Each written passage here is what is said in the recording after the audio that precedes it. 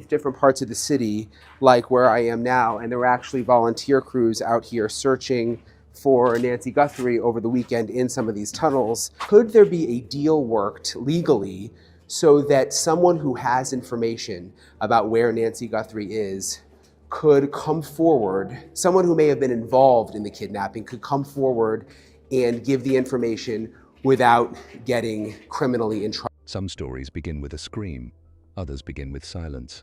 This one began at around 2 o'clock in the morning. The neighborhood was asleep. Porch lights glowed in quiet rows along the street, and the world outside Nancy Guthrie's home looked exactly as it always had.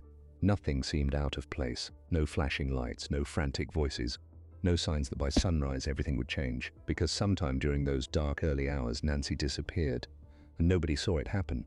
At first, there was confusion. People close to Nancy reportedly believed there had to be an explanation. Maybe she stepped out briefly, maybe there had been an emergency, maybe she had gone somewhere and forgotten her phone. But as the hours passed, those simple explanations started collapsing one by one. Nancy wasn't answering calls, no messages, no return home, nothing. Then investigators reportedly found something that immediately pulled attention toward one specific moment: her phone signal. The device had gone silent at approximately 2 in the morning, not hours later, not sometime the next day.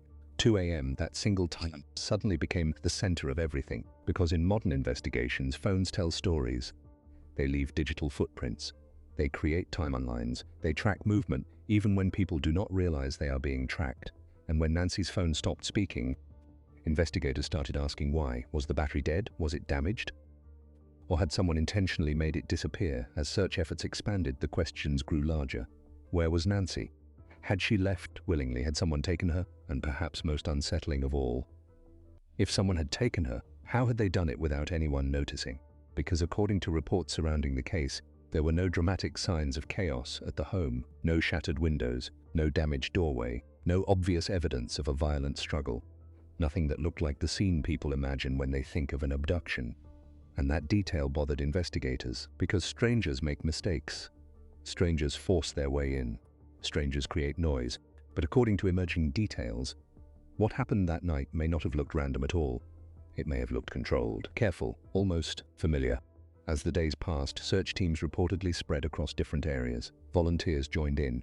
Investigators followed tips. Every possibility was considered: fields, roadways, remote areas, places that could hide answers. But despite the effort, the same question kept returning. Where was Nancy? News coverage intensified. People began analyzing every available detail. Theories flooded social media. Some believed Nancy had left voluntarily. Others believed something much darker had happened. Everyone had an opinion, but opinions weren't evidence. And investigators needed evidence. Then another strange detail reportedly emerged. A second signal miles away from where Nancy's phone had gone quiet. Not where people expected. Not where searchers had initially focused. Some believed it could indicate movement. Movement after the original signal disappeared. Movement that raised a disturbing possibility. What if Nancy hadn't simply vanished?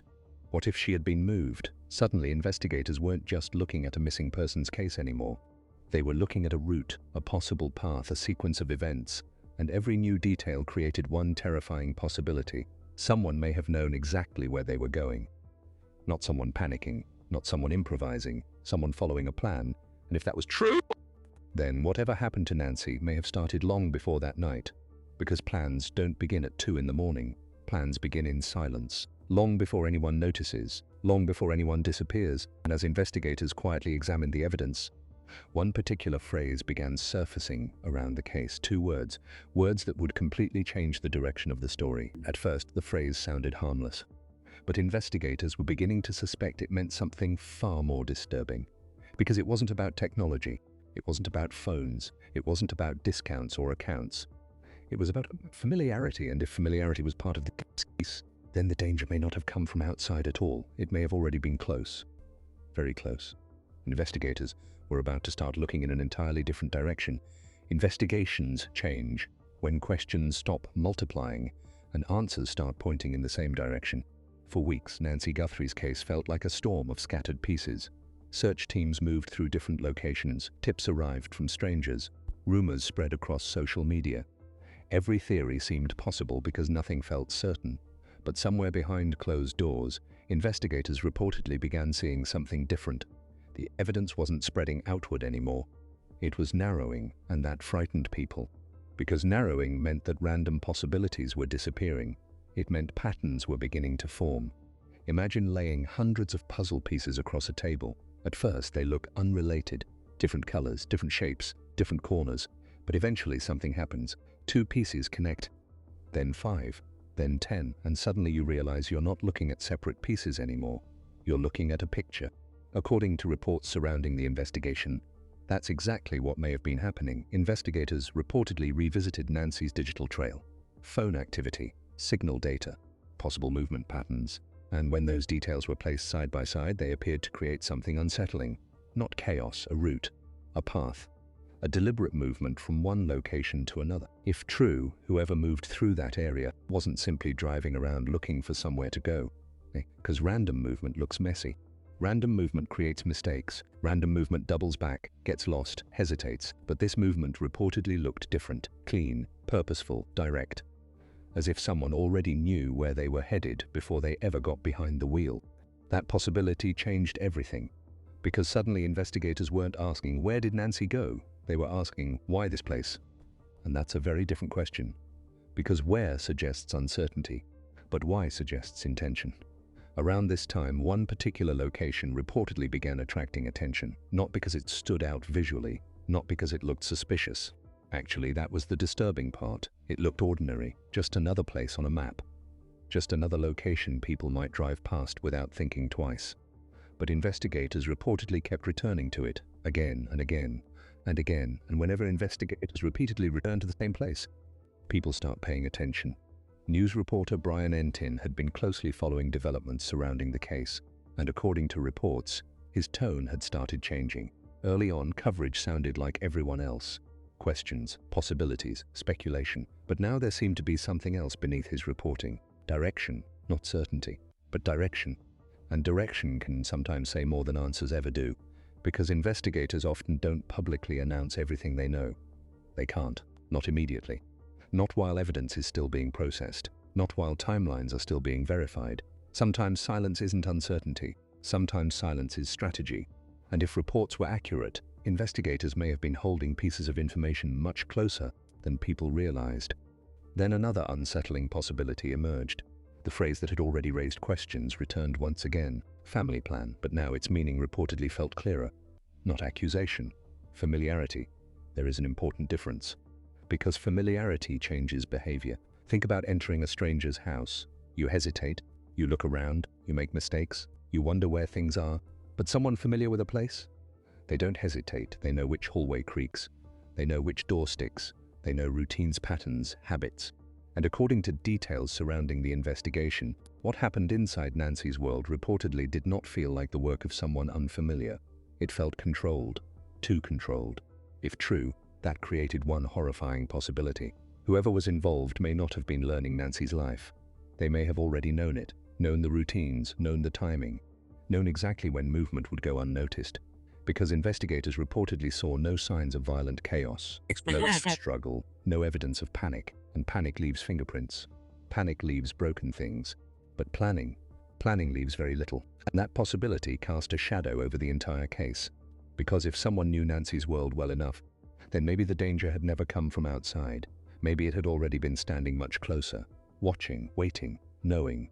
As investigators continued pulling at digital threads and reconstructing timelines, the separate pieces kept drifting toward one place. One location, one route, one possibility. And for the first time since Nancy disappeared, people began asking a terrifying question. What if investigators weren't searching anymore? What if they were confirming?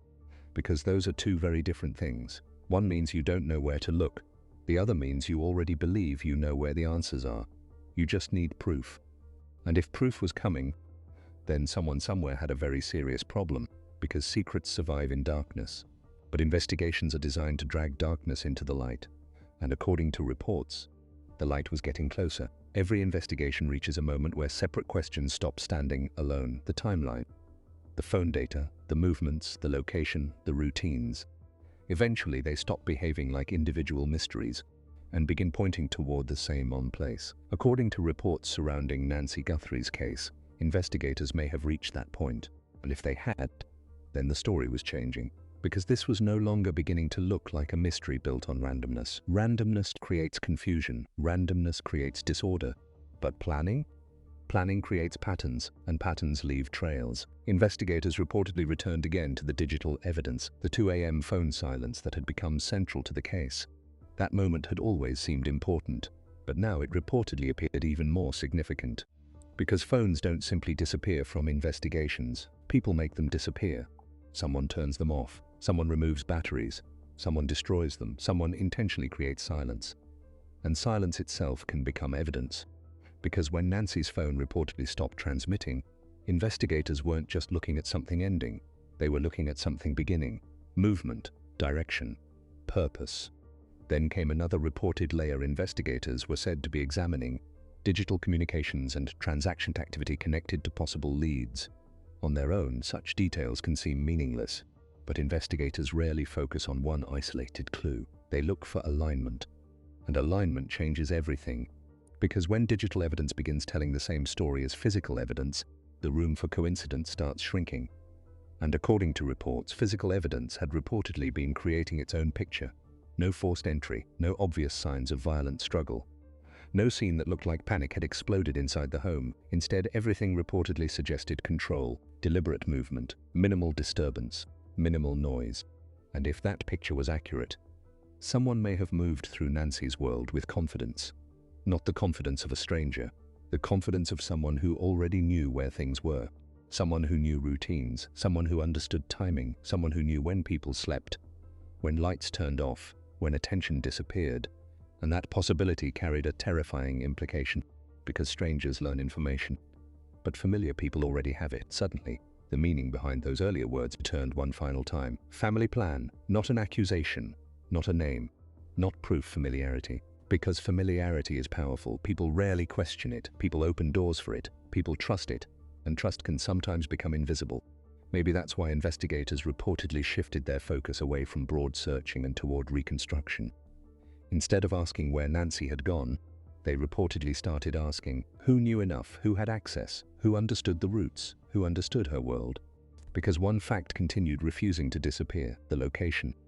That place investigators reportedly kept returning to. That place that repeatedly surfaced when different forms of evidence were placed together. Because if the location mattered, then somebody chose it, not randomly, not in panic, intentionally, long before anyone realized anything was wrong. And that's perhaps the darkest possibility of all, because panic happens in moments. Planning happens in silence. Planning happens days earlier, weeks earlier, sometimes longer, long before anyone notices, long before anyone disappears, long before anyone understands they're already part of someone else's decision. And somewhere out there, according to the theory investigators were reportedly building, someone may already know exactly what happened that night. Someone may know where the route began. Someone may know why that location mattered. Someone may know why Nancy never came home. And maybe that person has spent every day since then carrying something much heavier than fear. The truth: authorities remained careful. Public statements remained measured. No dramatic announcement. No final answer. Not yet, because investigations speak differently than rumors do. Investigation requires proof. Proof takes time. But according to reports surrounding the case, one thing appeared increasingly difficult to ignore. This may never have been random. The route, the timing, the silence, the familiarity. None of it seemed accidental. And if investigators were right, then somewhere between what had been said publicly and what had been discovered privately, the answer already existed. Written down. Waiting for enough evidence. Waiting for enough certainty. Waiting for the moment someone finally says it out loud. Because in the end, the most dangerous person in a mystery isn't always the stranger standing in the shadows. Sometimes, it's the person who already knows where the shadows are. What do you think really happened that night? Was this a carefully planned disappearance? Or is there still a missing piece investigators haven't uncovered? Share your thoughts in the comments below. And if you enjoy deep true crime stories and investigations, subscribe and join us for the next case.